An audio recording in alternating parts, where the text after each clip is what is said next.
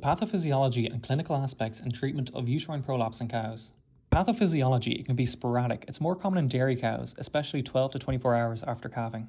It occurs when there's dystocia, especially after prolonged straining, or excessive traction, or hypocalcemia, or uterine inertia, and it is an acute, life-threatening problem. The clinical aspect, the uterus turns inside out and hangs from the vulva.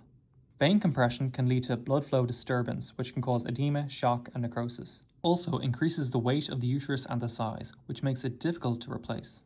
If the broad ligament is ruptured, this can rupture the uterine artery, which causes shock and sudden death. Or if another cow steps on the prolapse uterus, this can cause a uterine rupture, which can cause shock and then death. For the treatment, while you're on your way, the owner should hold the uterus with a clean cloth, and then use epidural anesthesia and hose the uterus down with cold water.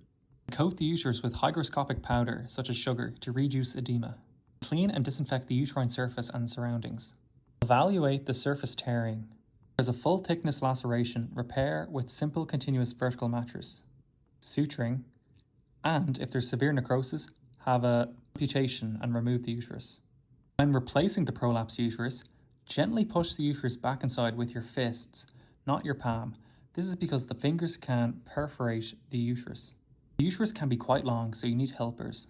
And then pump 20 litres of lukewarm water with iodine into the replaced uterus, and then drain the water. Insert a uterine tablet and oxytocin. This is to prevent infection and to increase muscle tone. Then suture the vulva to prevent prolapse again.